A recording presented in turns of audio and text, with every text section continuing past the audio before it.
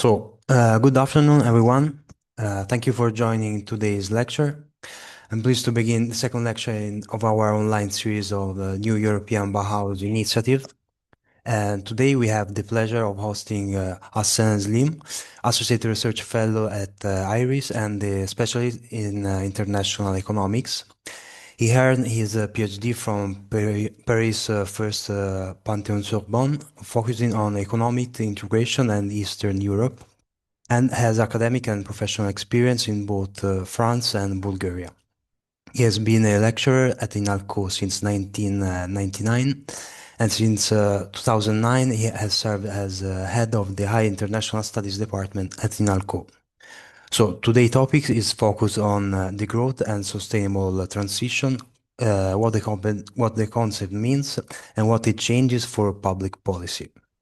The lecture clarifies the concepts of green and inclusive growth, zero growth, and degrowth, and discusses how degrowth contributes to current debates on biophysical limits and well-being. It also highlights key tension around inequality, policy feasibility, and transition pathways, linking economic choices to the values of the new European Bauhaus. So, thank you everybody, and now I'll pass the floor to Assen to begin the lecture. Thank you, Alberto. When listening to you, I suddenly realized that I started working at Inalco during the 20th century. Can you imagine that? Amazing. So let me share my screen. I've prepared a PowerPoint also. Sorry. Where is my PowerPoint? Here. Yes.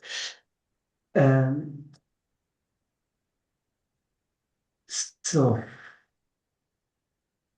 could you just confirm me that you see my PowerPoint? I'm not seeing it. Yes, but we can see also not all the screen. We see Okay. the presentation mode. Okay, wait a second. Yeah, I'm sorry for. Okay. Okay.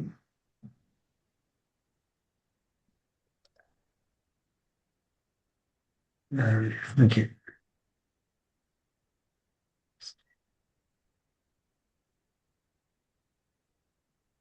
Okay.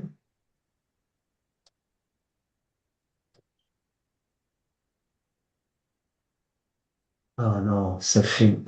I'm sorry for this. Oh, don't worry. If you want, you can send me and I can present the slides for you. Wait, I'll do an additional attempt just to see. Yeah. Is it working now? No. Let's see. Well, okay, now it works. Perfect. It works. Yeah. Okay. It's not working for me. Actually, I can see you. So it's so strange. Okay. Okay. So Yeah, now let it's us. work. Okay. So let us start. So the topic today will be focusing on degrowth and sustainable transitions. So this was the aim of the presentation. So I'm not only going to question the idea of endless growth, but what I'm going to do is also to reflect on forms of transitions that may occur in our societies.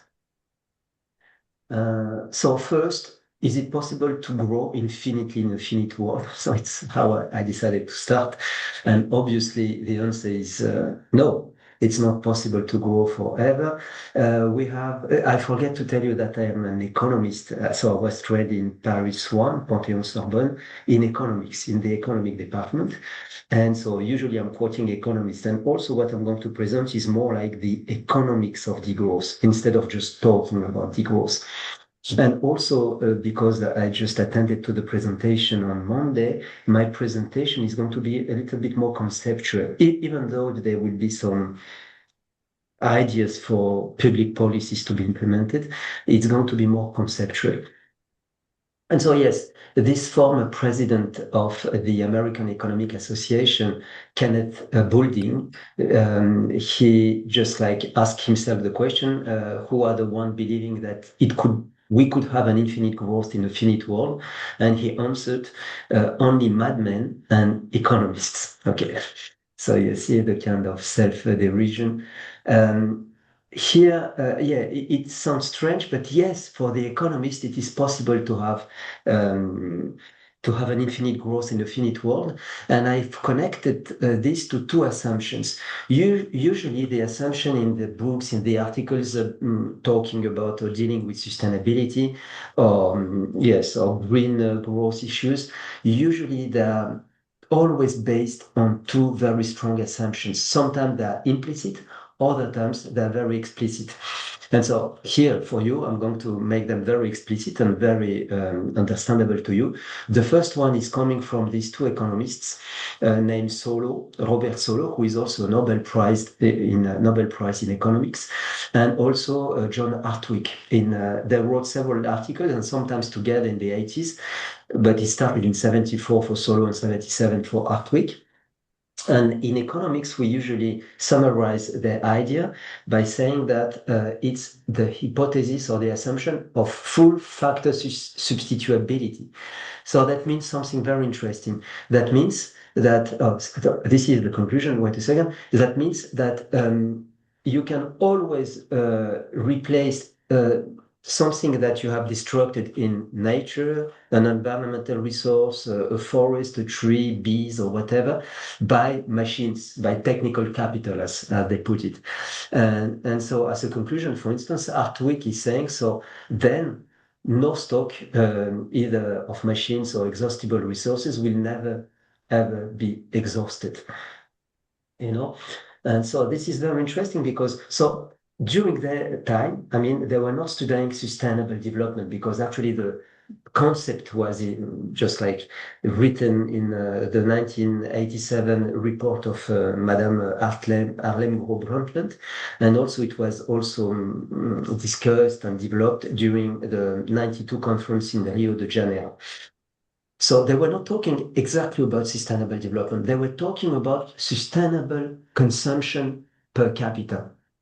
Okay, and the question was, is it possible to have the same level of consumption through decades, through centuries, even though if we consume now some exhaustible resources? You see, so it was a very modern question they asked, and they answered to this question, yes, it is, but at the condition that we have to replace the disrupted nature or natural resources by technical capital. And so they have very specific conditions. We should use all available capital and labor. We should also let the price of exhaustible resources to rise. Actually, it is known in economics as the law of Hotelling. And also invest, in technical capital, all the profits and rents that have been obtained from the resources, the natural resources. And so the conclusion is that the disappearance of natural resources will be just absolutely not a catastrophe, but it will be just a single event, according to Solow, 1974. You see, so welcome to the madman science of economics. And the second, I would say, is the second assumption, which is just like added by myself on the vision I have of what I'm going to call soft sustainability today, is the assumption of Madame Brundtland. In her report, she wrote that we need also to improve the efficiency of the machines, because in the assumption of Solow and Hartwig, they were dealing with in a world without technical progress. So for them, they were just like dealing with the same machines every year. So she's just adding an additional assumption, which is if the machines, the technical capital is improving its efficiency, then it will be possible to produce more with less. That is to say, to grow more in a world which is finite. And then she's just like announcing in her 1987 report that it's going to open a new era of economic growth, which is going to be less energy intensive, less natural resources intensive, etc., etc. So I'm just going a little bit faster here. Here, yes, I decided to give you an example. Usually I'm giving that example to my students when this topic of sustainability is popping up. And I made this example in 2011, and it was two engineers, I believe. I don't know them exactly, Carceres and canonical, sorry, and they have invented some kind of tree which is actually a mixture of my two assumptions. It is mixing both of them. So these are artificial trees using waste, plastic waste. Also, they are equipped by a humidity swing process, which is just like capturing dioxide of carbon and emitting oxygen. So they're calling this invention tripod. It is equal in terms of efficiency to 100 trees in terms of capturing CO2. So I told you it's made from waste, plastic waste. Also, it is equipped by photovoltaic cells, which are just like capturing the solar energy, not only from the sun also, but also there are mechanisms able to cap the energy from the kids playing on the playground, just like around the trees, you see? And even during the night, it is also emitting light, and it could just like replace street lamps. You see, and also I'm asking my students, would you be happy in living in such kind of world? And so they all says, always they're answering, no, Mr. Slim, it's awful, etc. But I'm just saying, I'm answering them, it's your point of view, but the one who are not born yet and who have never know what is a tree, probably they will enjoy such kind of inventions or innovations. You see, it is such kind of madness which would be the concrete conclusion of this very conceptual assumption I gave to you. And so I have so many different examples that I'm not going to develop here. And unfortunately for us, the mainstream approach of sustainability is based on these assumptions. I told you at the beginning as an introduction, they may be implicit, sometimes they're explicit, but it is based on this assumption. It is based on the Brundtland report, on the 92 conference of Rio de Janeiro UN conference, and then all the conferences of the UN that followed, which have just implemented this vision of sustainability, which is based on green growth, you know, and in green growth, you can hear the word growth. So it is still growth in a finite world. And this is the mainstream approach of sustainability. I mean, in the UN, at the state level, at the city level, and even in the companies we usually work in, etc. So here I'm quoting sustainable development is a consequence of this vision. It's absolutely a soft vision of sustainability. It is being defined in the Brundtland report as being the development that meets the needs of the present generation without compromising the ability of the future generation to meet their own needs. Okay, I do not like this definition because it's an abstraction. I do prefer the second one, which the figure is not being mentioned in the report, but Madame Brundtland is mentioning the three pillars, you know? And so this figure was just like drawn after the report. It is based on the fact that we should produce enough wealth to share it among us and to have enough to just feed our population. Also, we should also fight against inequalities. Okay, let me sum up the social responsibilities this way. And also be careful about the environmental consequences of our extraction, you see, of our extractivism when we have to produce our wealth. And so you can just like use several names to, for instance, fair trade or fair development would be the one mixing economic responsibility and social responsibility. But in this very visual graph here, you can see that not all fair development or fair trade is sustainable. The one who is going to be sustainable is the one who is going to add also additional conditions related to nature. And so at the center, you would have action which are sustainable, but according to my vision, which are going to be soft sustainable, you know, because they are all based on green growth. And so then, yes, very shortly, because I want really to speak about degrowth, which is a hard vision and not a soft vision of sustainability. Yes, I like to quote my colleague Hélène Torchman because she explained the consequences of this approach. The consequences of the solo Hartwig approach is okay, I told you, they want to replace what they have destructed by new technical capital, natural capital, but technical capital. But in this vision, you have to put a price on nature, on what you have destructed. You have to assess the value of what was destructed.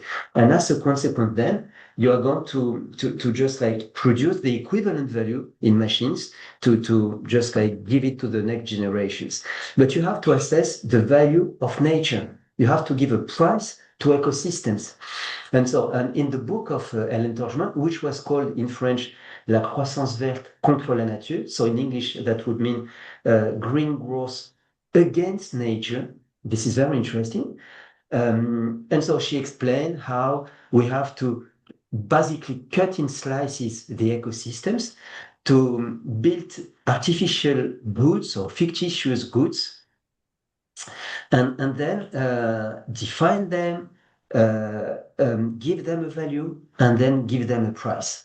And so by doing so, you just like lose the big picture, the ecosystem in itself. You are just going to cut it in several slices and give a price to each of them.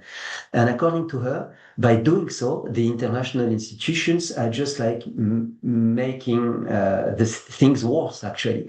And so then connected to, I'm just focusing on green growth, but then you have green finance, you have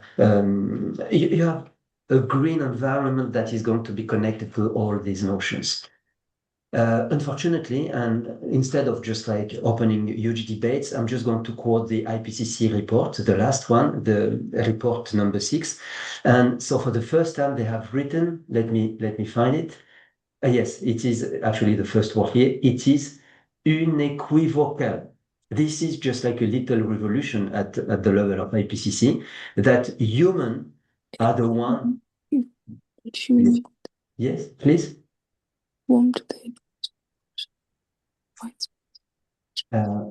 Yes, and yes, and so that means it is not working because we have just implemented it, the soft vision of sustainability.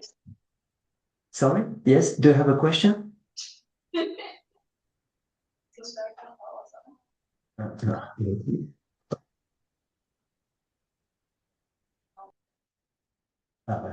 No, it was the microphone. You can continue. Yeah. Yeah. Okay, let me continue. And so it's not working. Green growth is still growth, and you cannot have growth in a finite world because then you have the IPCC report, which is saying that it's unequivocal that we are harming environment. Okay, and so I'm just focusing on global warming, but okay, the reports for depletion of resources of animals, of plants, of etc., which are just like dying everywhere, is showing you that this sort of vision is just like a mistake. Actually, here you can observe that what is going wrong here. Until we have decided to implement sustainable development. Here you have the evolution based on human activities, and here you have Earth without human beings. So there's a real mistake here. And then the mathematical models assumption, which is showing you the evolution. Even if we are taking a medium assumption here, the model. So the models are changing their names, you see. They have different names in all these reports that I've read for years now. So in the current report, they are named SSP something. So in this model, SSP 4.5, okay, you can see it's just like an average model, which is very realistic. And in this model, we are going to reach something like 3 degrees from now. No, actually, the comparison is always from the 90s. So plus 3 degrees in 2100. So that is to say, plus 3 degrees, a lot of islands are going to disappear. I mean, some coasts are going to disappear, and plus some parts of Earth are going to not be livable at all because of the humidity and the rise of temperatures, and so a lot of migrations of people, etc. So it's going to be a mess. Just for your memory, in Paris, we had our agreement in 2015, and it was written that we were targeting 1.5 degrees increase in 2100. 1.5. So we already have 1.5 at the end of the around 2030, we are going to have the plus 1.5. And so even not counting here natural forcings such as volcanism, solar irradiance, etc. And so on, etc., etc. You can add additional things that comments that are showing you that this is a mistake going towards a soft vision of sustainability. Unfortunately, it is the mainstream vision. Here at Inalco, for instance, we are implementing a sustainable plan, an environmental plan, but in the vision of soft sustainability. You see, all the actors of the economy of the societies are just like implicitly understanding what implementing sustainability. Here, just a picture when I started working on sustainable issues. This was the bear that I was watching in the 2000. You see, a very sad bear with a melting ice around him. This was the bear that I found on internet in 2010. And this is the bear that I'm just like watching now on internet in 2020. So as you can see, the evolution since I'm working on these topics, it's just like related to my life. And again, it is opening. I'm reading a lot of articles the field of economics, which are explaining that it's a good thing, the melting of the North Pole here, because it's opening new way for carriage of the goods, plus new reserves of oils, etc., etc., etc. So you were just like running in something which is not working actually. And as a last thought here before opening the second part, which is focusing on degrowth, on a hard vision of sustainability, I wanted to show you this picture, which is called the bee man, the Chinese bee man. In some regions, as we do not have bees, they are not the machines, the drones who are pollinating the plants, but they're the humans doing them at their cost, at their time, and they're doing what nature was giving for free, actually. Okay, so can we move beyond these crazy assumptions of the economists? Here, I put it as the mass consumption society because I didn't want to write can we move beyond capitalism? But the problem is going to be capitalism. Even green capitalism is the real, actually, word that should be used here. By mass consumption, here the economists, we understand not only the mass consumption, we understand also the the mass production. Sorry, so there is a system which is mass producing. Then there's consumers who are mass consuming, and in between also you have mass distributions. The distribution also including all the malls, the big supermarkets, etc., that you can imagine. And yes, it is possible to reject them. So it was in 72, actually, it was rejected by the Meadows report, which implemented the idea of zero growth theory, which is the first vision of hard sustainability. But as it is not implemented, even defended, so there's a current but very theoretical one. I'm not going to open this box and I'm going to go to the extra strong vision of sustainability. And here you have in the United States, in Europe, especially in France, we have a big literature on this topic. And you have people who are really experimenting it with local initiatives and at little levels in cities sometimes, etc. And so the degrowth movement that started actually in 1979 with Nicolas Georgescu Rowe again. I'm calling it NGR to go faster, who wrote a book on degrowth, and he is the first who used the word degrowth in 1979. So let me describe it now a little bit more. I'm going to just like explore this movement for the 20 minutes or less that I have, and then the floor is going to be open if you have questions. It's a multidisciplinary movement. It's even rare that an economist is just like being interested by this movement. Usually when I'm talking with my colleague economists, even at Inalco, we are just like three economists, but also my former colleague at Paris One, they even do not understand what I'm talking about. They think, for instance, that degrowth is a negative growth of the GDP, which is not actually. That I'm going to explain that in a few seconds. So here I'm just like showing you in France the kind of newspapers they are reading, the kind of so this is the logo. Okay, it's a snail here because they want to have a slow life. So they're targeting well-being through slow everything. So slow life, slow lunch, slow dinner, slow mobility, slow everything here. For instance, often in Paris, you have such kind of event, Marche pour la décroissance. So it's a march for degrowth. Okay. And look what is written here. Let us consume less. Let us spend less. Let us work less and vive la vie. So, and let us be alive. And also they have a political party in France that has been created in 2012. And they wanted to present a candidate here, Paul Ariès, the French, actually, I believe he's economist, Paul Ariès. But in France, we have a very specific rule. If you want to be candidate for the presidency, so we have our presidential election next year, you have to have 500 signature for people working in mayors, in localities, etc. And so, but these guys, they're not right-sided or they're not left-sided. Because usually if you're a left candidate, you're going to have your signature for left people who are going to sign. If you're a right, but this one, I know President Macron said previously in 27 that he was neither left or side, but actually, or right, sorry, but we can see he's very right. But here, these ones are not right or not left because they are saying in both sides, they are for green growth, they are for growth. We are for degrowth. So we are against all these extractivist, productivist political parties, etc. So actually, all of this very long explanation to say that he couldn't present and couldn't candidate because he haven't reached his signatures. So Paul Ariès, Serge Latouche, I'm going to give you something that I consider as being good ideas, even though if I'm criticizing this degrowth approach because of a lot of limits they have.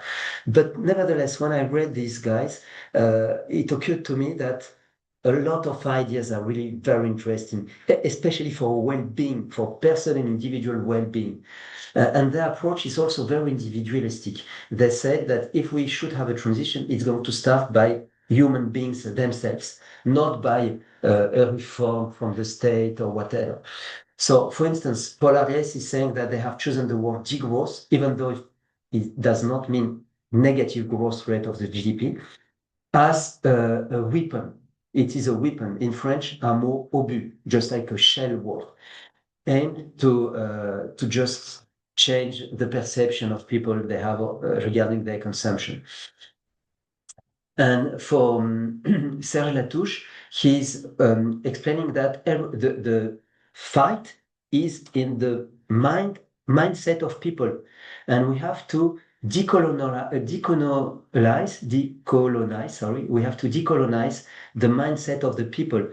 He's talking, Serge Latouche, about voluntary simplicity, the concept he's developing in his book. Serge Latouche is the second one here. Voluntary simplicity. So that is to say, just like the woman you can see here, it is written in French, simplicité volontaire. You have to slow down. You have to focus on what is important in your life. I'm not meaning here just like eating, get dressed, and having a house. Not the basic need. No. What is important to have your friends, to meet him and drink a beer, for instance, to meet Alberto and have a beer with him, exchange about our research topic. What is important? And then when you have defined your very important needs, that may be friendship, having good lunch, etc. So then you express needs on the markets and you consume only what you need, and you stop accelerating because what is growth and also green growth, including the family of possible growth, it's just an acceleration. You see, for us, the economists, when you grow, that is to say, you produce more in the same time. You see, that means you accelerate. And so instead of accelerating and just like doing everything at the same second, you just slow down and you focus on what is important. And then according to these authors, and I'm criticizing them for that because it's too simplistic, but then they say the whole mass consumption society is going to collapse and a new world is going to rise. Voluntary sobriety for another French author who passed away a few years ago, Pierre Rabhi. And also they are encouraging self-reliance, self-productions, self-repair, self-everything. Okay. Yes, and also Paul Ariès is very interesting. He's saying that we can also define a new system of prices. Instead of just having the same price, which is the result of the, let's say, the supply and the demand that are confronting on the market and determining the price, instead of having that, we can just say that we can define what is a good use of a product and what is a bad use. For instance, if we are taking, I don't know, water, we can say that the first 50 liters consumed by a person per week are a very good use. And then the between 50 and 100, it's just like a misuse of, but still okay. And above 100 is a very bad use. And then say that the price of the first 50 liters is going to be zero. We're going to give it for free for people. Then the price of the second level of consumption will be a given price, a little more expensive. And then the last step is going to be very expensive. And so in this vision, the ones who are consuming water for their swimming pools, for washing their cars, etc., they're going to pay at a very high price the level of the liter consumed. And this is going to subsidize or to pay for the one who are using the water for free. So very, very interesting and also stimulating ideas that we can see all the possible implementation in so many different fields. But then behind these theories, it's what I wanted to show. There are very strong theoretical framework. Here, I'm going just to present very quickly 3 pillars without developing them, but for you to just hear the names and the main keywords they are developing. The first one is related to labor. Instead of being workers, in French we say salariés, who are earning their wages, you see, being employed through wages, they say we should free the labor from their wages. And so we should, so for instance, Ivan Illich here and André Gortz, they're developing more like cooperatives, a cooperative approach, of people. So we develop a cooperative, we are the holders of the means of production, and so then we share the wealth being produced all together. So instead of being alienated, just like in this movie, I don't know if you know it, in Modern Times, with and by Charlie Chaplin, who is producing always faster, not understanding what he's doing on means of productions that do not belong to the workers. The second one is, yes, sorry. I don't know, for the youngest, probably you don't know this movie, Matrix. I assume you know it. It is coming from a French expert, Jacques Ellul, who is saying that technical progress is not the solution, actually. And he's mentioning, he has a very interesting vision of technical progress in the evolution of societies. And basically, he's explaining, I'm going to put it in very simple words, he's explaining that when the techniques are evolving, at one point, they are going to become here, the last sentence here, they are going to become autonomous. They are going to become self-referential. So that means they're going to just assess their progresses by themselves. They're going to become self-justifying. They're going to determine their own objectives by themselves. And no need anymore for human beings. Okay, and in this new world, so he wrote this in the 50s and 60s. Can you imagine that? And I believe he passed away in the end 80s or beginning of 90s. So even he missed the movie Matrix.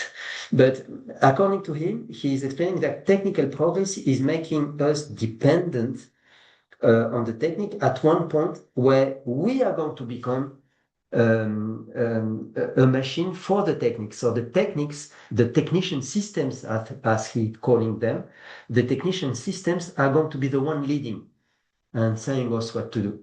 And he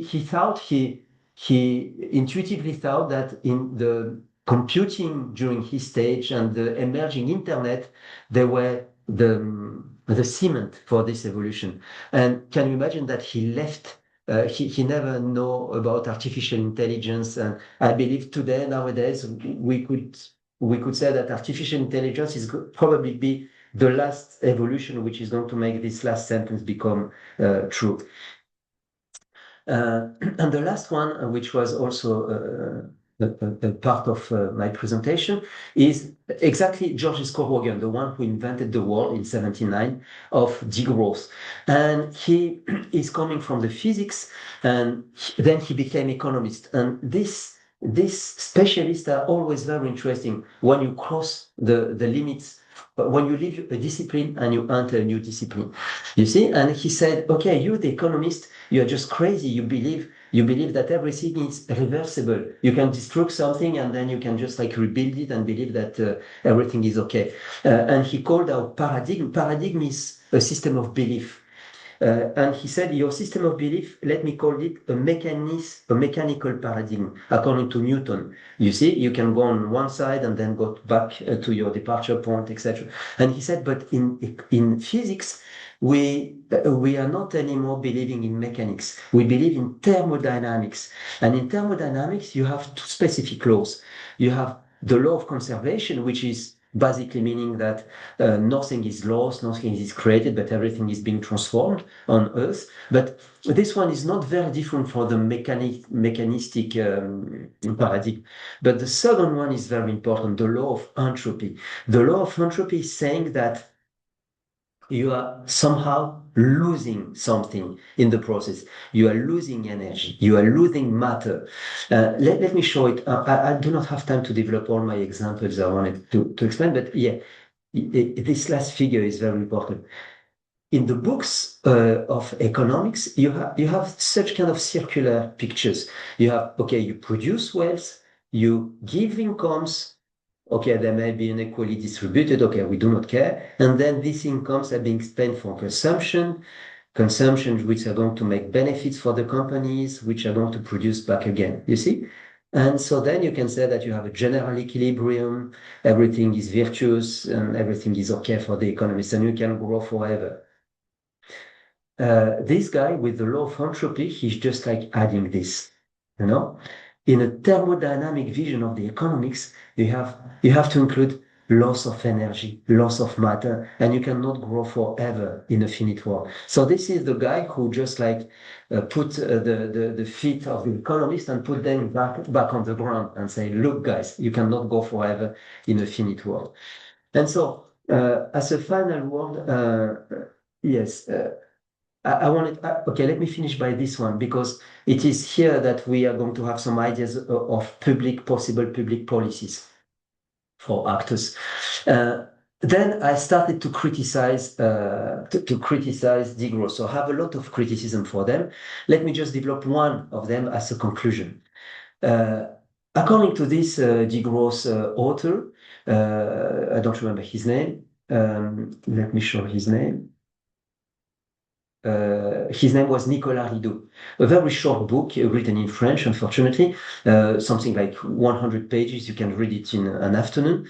And so the guy is more like an engineer. And he's saying that, okay, growth is responsible for a lot of bad things. Okay, worsening inequalities, worsening among people, amongst nations, making every middle class to be poorer, depletion of resources, etc., etc. And also with a lot of statistics and figures, etc. So I just agree with him. And so as he's an engineer and saying that growth is the cause of these problems, the exit solution would be degrowth. Okay, it's very logical. But I can see he's not economist. He's not trained at University Paris 1, for instance. If I had to write this book, what should I do? First, I will I will cross two indicators. For instance, GDP per capita. So when you go on the right side here, you grow, you are experiencing growth, economic growth. And here, equality. So I've decided to just like write here to choose life expectancy. Okay. So an indicator of quantity crossed with an indicator of quality. And you see, I can see that, yes, he's right. You can grow, and at the end, your indicator of quality is not rising. You see, you can be the United States here in this table, the richest here, and actually, in terms of quality of life, regarding this indicator, I mean, you are not better than Cuba. Okay, let me choose Cuba here, a good example. Let me compare the United States and Cuba. Same level of this indicator of quality, but not absolutely not the same growth of their GDP. And so that is to say, he's right. But look at the beginning on the left side of my graph. On the left side, it is just like skyrocketing at the first stages of development. So here, on the opposite, I can see that here there is a strong link, a strong correlation, I would say, in economic language between growth of the GDP and increase of quality of life. And so that is to say that I cannot agree with this author. I cannot say that growth is always a bad thing, at least at the first stages of development here. I can see Rwanda, Cameroon, Swaziland. Swaziland changed its name a few years ago. And so if I had to write this book, and this would be my last slide, if I had to write the book of this author, first, I would say that societies are electing their president, their prime ministers, etc., just like in Hungary, for instance, last weekend. So first, it is a choice that we are all together making in our democratic processes that are different from one country to another. So then you have what we, the economists, are calling regimes of growth. Okay, you can have, so here I'm not talking here about green growth. I'm more talking about Anglo-Saxon type of growth you see in the United States, in the UK, very based on individual efforts and free markets, etc. Then I'm talking about mixed capitalism, such as in Germany, for instance, or in France. So they're not similar exactly, but with a strong interventionism of the state, etc. Then you have, for instance, we have colleagues such as Bruno Amable and others who has defined 5 types of growth regimes. You see, very different one from the other. And then, according to the regime of growth you have chosen, yes, then you have the all very bad aspects that have been developed by my colleague in his book here. And I agree, this is true. But also, you have very good aspect of growth. You see, just like if you have a coin with 2 faces, you have one face and the other. You see, and so you have bad aspects, but also good aspects on growth. And it's why the exit point won't be degrowth if I had to write the same book, you know? My exit point would be, a palette of possible policies that can be implemented. And let us have an interval here, excluding interval degrowth, and let us exclude strong growth. Okay? By excluding, because according to me, infinite degrowth, it's as mad as infinite strong growth. And in the middle, you have, okay, green and inclusive growth. So it's a soft vision of sustainable development. You can also have a strong vision of sustainable development. You can have energy saving, energy renovation of buildings, rail freight, so many different possibilities to reshape the societies, the cities we're living in. You can have sobriety, economy of functionality, very interesting one, in where the companies, instead of selling the products, they're selling the function, the use of the product, but not the product itself. You see? And so their interest would be to sell sustainable goods, you see, and etc. Dematerialization of the economy, selective degrowth. So instead of have a general degrowth as planned by these experts of degrowth, let us select some sector of activities and just organize less plastic bag in the supermarkets, less weapons, less missiles, etc. But selective growth, degrowth is a debate among degrowth authors, and they're saying that people who are defining selective degrowth, they haven't understood the main essential notion of degrowth, because for them, degrowth is just like when you leave the capitalist society. And here in selective degrowth, you are still in the capitalist society. Zero growth, minimal bioeconomic program. Okay, so many things that I do not have time to develop. So, guys, it was basically what I've intended to explain today. I'm open to your questions if you have some. Thank you very much, Sam, for this interesting presentation. You're welcome. So, are there questions? Emily, please. Thanks for a really interesting presentation. I wonder if you have thoughts about Kate Rayworth's work in donut economics and the sort of conundrum around being growth agnostic depending on the need of the community or the emerging nation? It's a very good question. Probably I'm not going to be capable of answering it fully. You're going to be frustrated. So I invite you to just like open this amazing literature on degrowth, but still staying critical. But I will answer in a different way. So one of the consequences of the graph I've shown to you is the fact that developing countries, probably they need growth. You see, to satisfy very basic needs, actually, even not drinking a beer with Alberto, but just like very basic needs, just like eating, feeding their population, etc. And you see, these authors, especially Serge Latouche, in one of his last books, so I'm not reading anymore the new books he's publishing because he's just like repeating everything at the same time. But in one of his last books at the Édition PUF, que sais-je, he wrote, I am opposing public assistance, multilateral assistance for developing countries. I'm just like want to stop assistance for developing countries. What? Because when you assist them, you ask them to grow, and I do not want growth to be developed and to be spread, etc. So one of the consequences of these authors is to stop public aid to developing countries.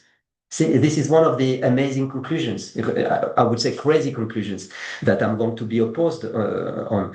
But you see, yes, I more like agree like you.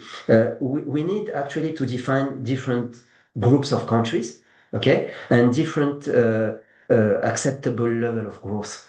And I would say for the most industrialized countries of OECD, I would say, okay, here we should just like try to think about how to decrease what could be decreased. Probably not everything at once, but what could be done. I wanted to give you a few examples. But for developing countries, we should just like increase the level of aid, give them the possibility of having good growth, of two-digit growth, you see, of the GDP, etc. And yes, and to answer better to your question, and also assess their needs and focusing on their needs. And so there's so many different ways to do it, but unfortunately, not through the where the degrowth authors are advising it. Thank you for your question, Emily. Okay, any other questions or suggestion, I don't know, from your country or your local situation? I do have a question. Jessica, yes? Yeah, please. So I wanted to ask if we accept the infinite growth is impossible, how do we handle a financial system that's built entirely on interest and debt bearing system? And can we handle like a stable economy without the whole banking system collapsing, or does degrowth require a total cancellation of the global debt, basically? You've asked both of you two amazing questions, actually, one regarding developing countries and another one related to the power of money. You see, because actually in economics, one of the first lectures we have when we start studying economics is that we have two kinds of states in an economic system. We have the budgetary, the state which is holding the budget with the taxes we pay, and we have another state which is called central bank, which is holding the money, which is capable of creating money and implementing monetary policies.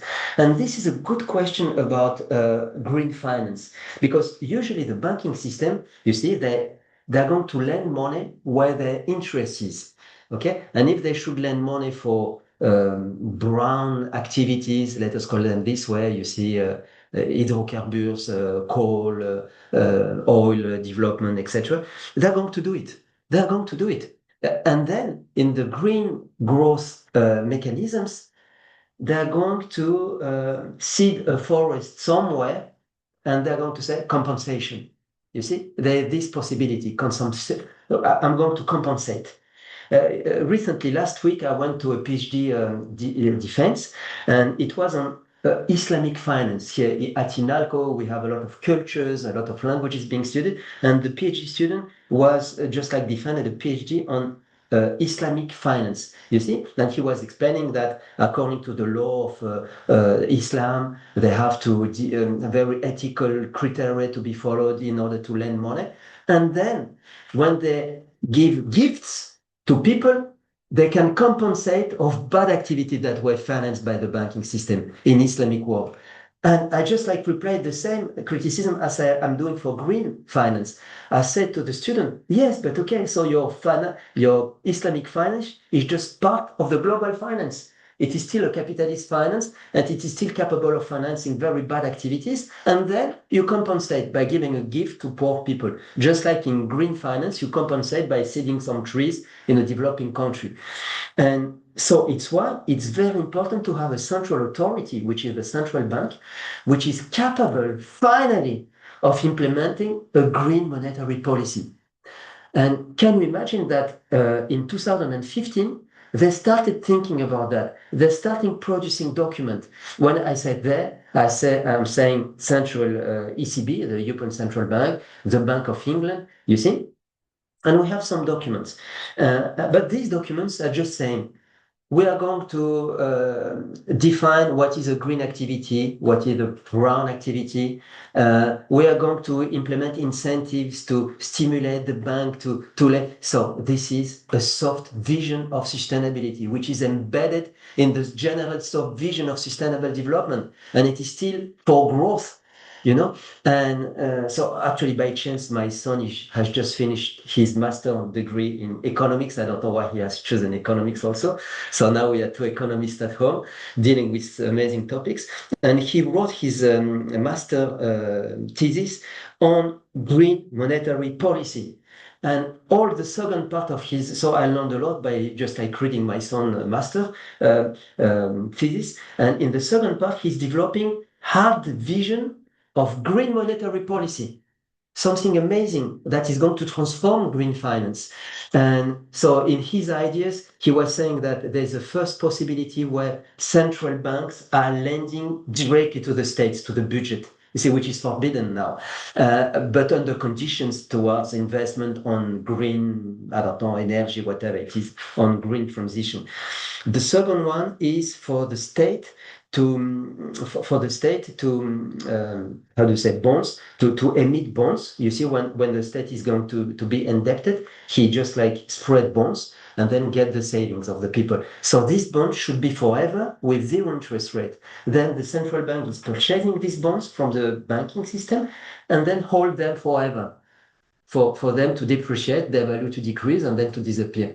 And then the third possibility of green, hard, strong monetary policy. The last one is to, if I'm well remembering my son's thesis, it is to just like ask the central bank, the ECB, to, how do you say, to annuler la dette, to just like erase the debt, because it holds already a lot of bonds of the states, and just say, okay, just this does not exist anymore, this debt. I'm just like erasing it. And you do not have to pay me back. But the central banks, as you can imagine, they disagree, they say it's not a good idea, etc. But you see, even in your question in green finance, there is a debate between a soft vision, which is the mainstream one currently implemented everywhere, and a strong vision, which is already existing in the literature, So it's really very interesting also. Thank you very much. You're welcome.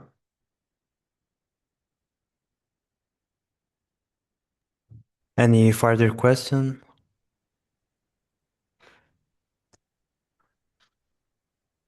I do have one last question if there's no one else to go ahead before me. Please go ahead. Yes, please.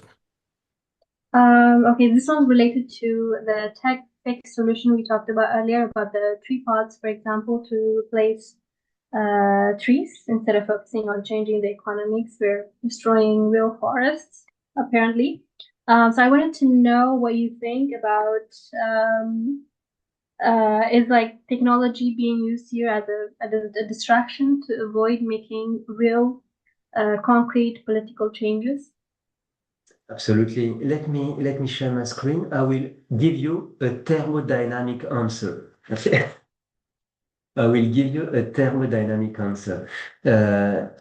Yes. For instance, the book has already been written, actually, guys. I wrote it already, unfortunately, in French language. Let me give you a thermodynamic answer to your questions. I'm going to go backward. Okay, and focus on this picture here. Okay, I will give you a thermodynamic answer. So first, I will first take an example. I'm going to do it very quickly, Alberto, and then this example here. First, imagine you have a neck lace based on different pairs here around your neck, and it's an assumption. You are losing one pair, one by one, the pairs in each country you are visiting. Each country you are visiting, you are losing your pairs. And so then you go back in your country and you say, oh, where is my necklace? I lost it. Okay? So what does it mean exactly? You do not have it anymore in your hands.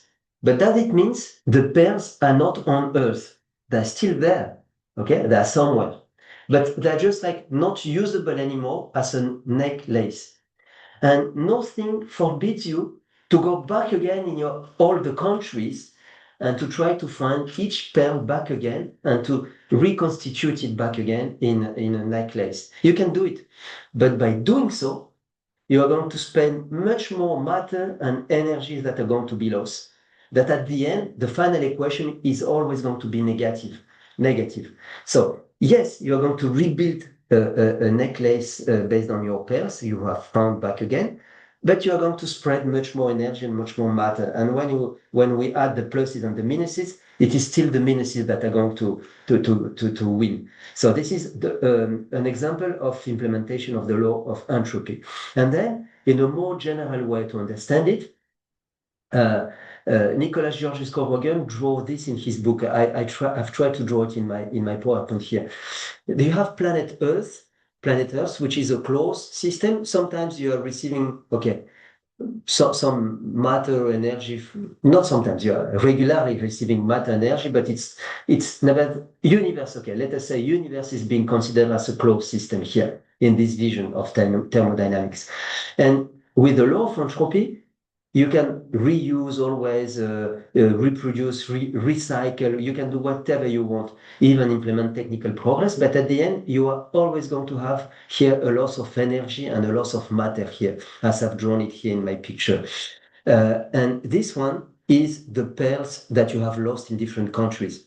You can try to go back and just like grab them back again with your hands. You can just like grab them and put them on the top of my figure here back again and to rebuild what is missing. But by doing so, this gesture is going to also lose energy and matter. And at the end, it's going to be always negative. And look now to answer your question finally in a thermodynamic way. If you believe technical progress, just like the artificial trees I've shown to you, is a way to escape this entropy law, you are making a mistake because nothing can escape the entropy law. Because what is doing technical progress? Instead of taking the example of the trees, I'm going to take the example of the solar photovoltaic panels. You see, I remember when I was younger in the 20th century, obviously, in my grandfather dacha or villa or whatever you want house he had in the countryside in Bulgaria. Yeah, I was born in Bulgaria. He was just like using a machine, not a machine, a balloon of water. He called it a boiler. He just like put it on a tree all the day, and the sun was just like heating it. And at the end of the day, all the kids were just like queuing one after the other and taking a shower in the garden. You see how interesting it is, a very good memory. But during this time, photovoltaic panel never existed. But the photovoltaic energy was already here. It was already on the top here of my figure, but it was somehow sticking in the roof here, not accessible. But it was here. Then we have invented photovoltaic panels with technical progress. And suddenly we were capable of using this photovoltaic energy, which was always there. Okay, so if I have to define technical progress in a thermodynamic way, I would say technical progress is the transformation of available but inaccessible energy and matter in available and accessible energy and matter. But in all cases, it is still embedded here in my figure. I'm not escaping the walls, the limits of my economic system. So technical progress is not the solution. Okay, it's making us more efficient, it's making us producing faster, still growing, etc. But it is still embedded in limits. Okay, and so my view is that it's a mistake to believe that these artificial trees are the solution of the problem. Thank you again. You're welcome, Jessica. Okay, maybe last question from the chat. Yes, we have the chat here. Di Semusa, as a person born and bred in a township by the mining industry, I'm curious to know what would be a real economy look like? What would a real economy look like if we follow the growth instead of capitalism? It's a very interesting question also. You are always asking very good questions here. You should think that degrowth is just like a revolutionary way of thinking because you want to leave the capitalist society. And so the question is relevant. What would be like living in a degrowth society? I would say it's a society where we are the holders of the means of production and we decide what to do. It's a society where the wages are belonging to the people. Yeah, I mean, we are not working to receive wages. We receive wages because we are workers. So that means we are all paid. Even, let's say, we could decide that at 18 years old, we start being considered as workers, even if we are students, and we start giving wages to everyone. We attach the wages to the persons, you see, for all the life expectancy of the persons. What else? We are going to decrease the needs and to just like consume what we really need. I mean, I'm not talking about the basic needs, but what we need in terms of friendship, in terms of also we're going to self-produce, self-repair, etc. And we're going to leave the intensive agricultural approach of developing agriculture. What I'm saying is just like a little bit utopical because it hasn't been implemented at the size of a full society. And we have just like experiences, small attempts here or there of people connecting themselves and going in the countryside and decided to live in a slower way. But we don't know exactly what it could be like living in a global society based on the growth. Yes, and finally, I wanted to add, Nicholas Georges Corwagan explained in his book written in 1979 that unlimited degrowth is as crazy, is an objective as crazy as unlimited growth. You see, in both cases, he says it's just like craziness in both cases. Because if you want to have an unlimited degrowth, at the end, you have to kill everyone, no living processes, nothing. Because when we live, just when we live, we breathe and we already extract resources. And he says in the middle, we have choice.